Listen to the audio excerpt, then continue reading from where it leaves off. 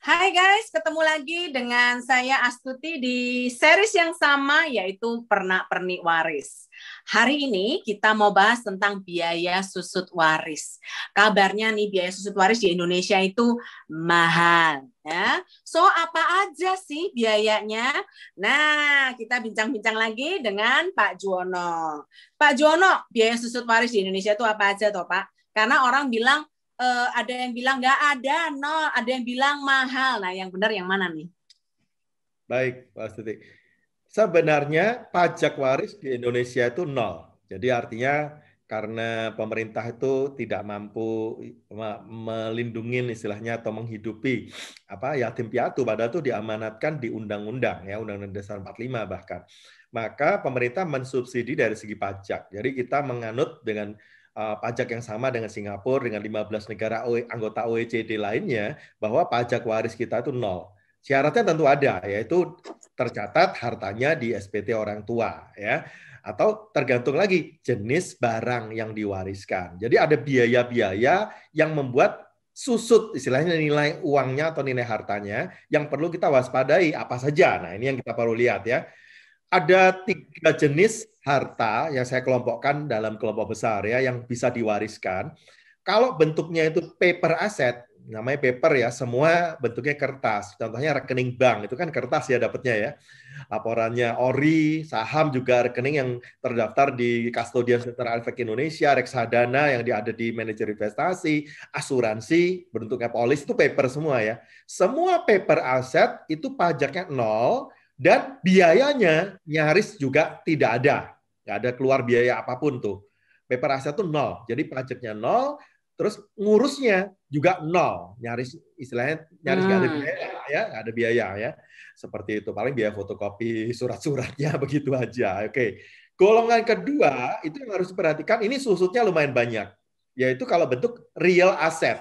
Real asset itu ada Hmm. dua, bentuknya real property, jadi bentuknya tanah bangunan ya, atau real asset yang lain, misalnya mobil, terus kemudian emas, perhiasan, lukisan, kadang-kadang begitu ya. Nah, ini ada unsur yang disebut capital gain tax, atau juga ada unsur bea balik nama. Nah, ini yang harus diperhatikan. Kadang-kadang kita lupa bahwa ada ongkos ya untuk yang real asset. Contoh tadi saya udah senggol bahwa properti yang dibalik nama itu ada biaya sebesar 5% dari NJOP atau pajak bumi bangunan yang dibayarkan tuh nilai jual beli pajaknya berapa. Nah, kalau dalam kaitan warisan itu disebut nilai perolehan objek pajak tidak kena pajak, NPOP TKP. Nah, biasanya Oke. dari Okay. TKP dikurangi dengan 350 juta, kalau di DKI, kalau Surabaya 300 ya, baru dikalikan dengan 5%. Ya, itu kalau di Surabaya 5%, mungkin beberapa daerah ada yang dikasih diskon tergantung Perda peraturan daerah sejak tahun 2013. Tapi harus dibayar. Kalau nggak dibayar, ya misalnya hartanya 100 miliar propertinya, 5%-nya nggak dibayar, 5 miliar, ya berarti nggak selesai, tidak terbagi, ya kan, tidak bisa diapa-apakan, nggak bisa dijual, nggak bisa disewain, nggak bisa diapapun. Ini ongkosnya ada, itu yang namanya real asset. Bagaimana kalau emas? Nah, kalau emas zaman orang tua dulu udah lapor SPT benar, tapi lapornya dulu biaya belinya itu murah, emas 100.000. Nah, waktu diserahkan ke anak, harga emas sekarang udah hampir 1 juta. Ada capital gain, ada untung 900.000 per gram. Coba kalau 1 kilo itu 900 juta. Nah, ini pajaknya atas capital gain, atas keuntungan, kena PPh pasal 17. Kalau 900 juta, ya berarti seperti gaji 30%, silakan bayar 270 juta. Demikian juga kalau perhiasan, barang koleksi, emas, atau kayak kalau mobil mungkin susut ya, turun ya Oh. harganya. Tapi kalau emas kan harganya selalu naik juga. Tapi nggak gratis karena harus dibayarkan selisih harganya. Ini Nah, kalau real aset. Pak, kalau untuk yang properti tadi ya, apa ada Pak properti yang nol gitu? Misalnya ada kategori tertentu nggak usah bayar, free, gratis, ada nggak? Cuman sementara yang saya tahu cuman ada 2 kota yang ini karena sudah perda ya peraturan daerah ya yang mengenolkan istilahnya ya bea perolehan hak tanah bangunan balik namanya. Yang pertama adalah di DKI Jakarta, ya itu karena gubernur yang tahun 2018 waktu menjabat itu merubah. Nah, dia merubah tahun 2014, sorry, 2014 waktu dia naik menjabat dirubah bagi anak yang belum punya properti sebelumnya, jadi harus rumah pertama, dengan NJOP 2 miliar paling besar, itu digratiskan. Ya, BPHTB digratiskan, tapi hanya di DKI. Ya, tidak Oh, berlaku berarti untuk daerah. selebihnya bayar ya, Pak? Ya, Selebihnya yang bayar kedua dong ya? Kabupaten Badung di Bali. Kabupaten Badung di Bali juga Hmm. dinolkan karena oleh bupatinya. Jadi memang tiap daerah punya hak sendiri sejak 2013 mengubah peraturan BPHTB. Yang lain bayar semua. Oke. Kalau misalnya emas, lah kalau tidak tahu harga emas belinya, kan sudah lupa, sudah lama. Terus itu bagaimana ya Pak perlakuannya ya? Nah, kalau orang tua lapor di SPT ada logam mulia emas. Kan yang ditulis di SPT adalah harga perolehan, harga beli.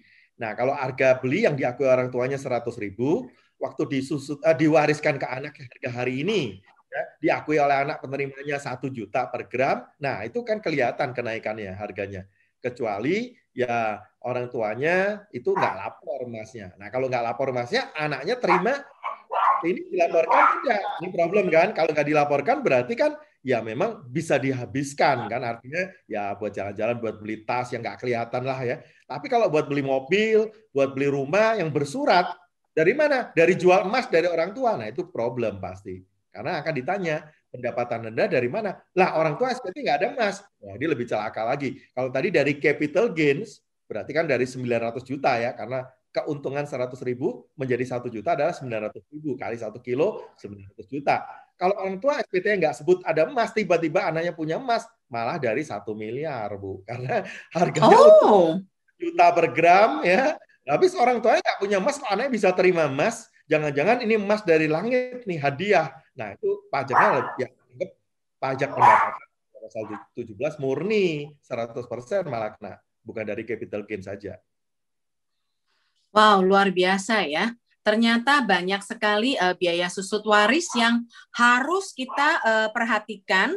Enakan beli polis ya Pak ya. Kalau di polis kayaknya nggak ada biaya-biaya ya. Pokoknya tinggal cair begitu aja ya yang saya tahu loh ya. Oh ternyata Betul. kalau untuk susut waris yang lainnya masih banyak yang harus kita perhatikan dan kita cermatin. Oke, Betul. guys, so Benar. itu Kalau adalah polis juga perlu diperhatikan, Bu. Sorry, saya tambahkan dikit ya. Polis juga perlu diperhatikan. Yang gratis itu kalau klaim karena diklaim ya, meninggal atau orang tuanya, terus anaknya terima kan, penerima warisnya ya. Tapi kalau terimanya itu kayak deposito. Kan ada asuransi yang jual naruh 1 miliar, nanti tahun depan jadi 1 miliar plus bunga 8%. Ada asuransi yang jual kayak gitu kan. Ada bunga, maka bunganya itu kena pajak PPh pasal 17 juga. Jadi itu atas untungnya, atas apa ya capital gain-nya itu ada unsur pajak. Tapi kalau klaim, gara-gara klaim ini Undang-Undang Cipta Kerja yang terbaru, Omnibus Law ya, mengatur begitu. Kalau dulu nggak peduli. Jadi apapun pokoknya mau pencairan dari asuransi atau klaim asuransi. Sekarang hanya klaim yang gratis. Kalau ada pencairan dilihat ada untung atau tidak. Kalau ada untung kena PPh pasal 17 dari keuntungannya saja. Yang ketiga, yang tadi punya aset saya bilang ya, yang diwariskan ya. Paper aset itu yang costnya paling nyaris tidak ada saya bilang, kecuali tadi asuransi yang ada bunga tadi, yang atas bunganya itu kena pajak.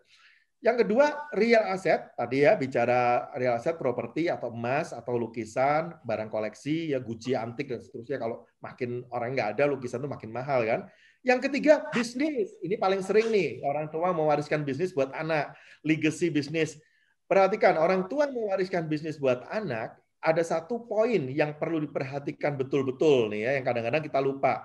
Waktu seorang anak menjadi besar, jadi kadang-kadang udah lulus kuliah, dilibatkan di bisnis orang tua, seringkali orang tua itu memberikan saham kepada anak biar rasa memiliki. Ya, misalnya bikin PT, ayahnya punya saham 90%, anaknya diberi nih posisi direktur, mungkin barangkali udah diteruskan ke anaknya, dikasih saham 10%.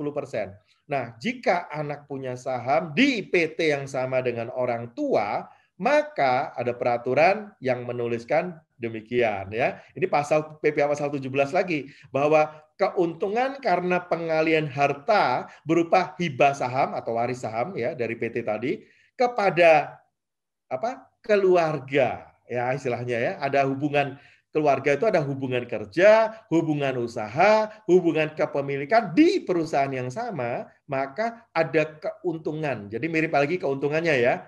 Mas tadi keuntungannya perusahaan ada untung dulu waktu bangun perusahaan, katakan modalnya 1 miliar. waktu orang tua meninggal diserahkan ke anak, dan kebetulan anaknya sudah di dalam PT, dan anaknya waktu ayahnya meninggal terima 90%. Tadi ya anaknya cuma 10% kan di dalam PT ya. Ayah meninggal kan diserahkan ke anak, katakanlah jadi 100%. Maka atas 90% itu harus di-appraise. Di-appraise harus dinilai. Berapa nilai perusahaannya? Katakan dulu ayahnya membangun perusahaan dengan modal 1 miliar. Sekarang perusahaannya udah besar jadi 100 miliar. Nah, 90% dari 1 miliar ke 100 miliar kan 99 miliar. Kalikan 30%. Silakan hitung sendiri. Itu pajak yang harus dibayar. Jadi kalau pokoknya saya bisnis, nanti saya masa tua dari bisnis, ya, berobat dari bisnis. Nanti kalau bisnis saya serahin ke anak, Bapak Ibu harus pertimbangkan baik-baik, harus mengatur bisnisnya dengan benar, jangan sampai salah langkah ketika di PT ada kebersamaan dengan anak. Ini paling penting nih, jadi mahal. Itu susutnya banyak harganya, ya. Wow, makin menarik ya. Saya juga tahu kalau waris itu nggak cuma harta, guys ya, termasuk hutang. Nantikan series berikutnya kita akan bahas yang namanya waris hutang. Oke? So, jangan lupa subscribe, klik like-nya, bunyikan loncengnya, dan follow Instagram saya di astuti.insurance. Kita ketemu lagi di series berikutnya, Pernak-Pernik Waris. Bye!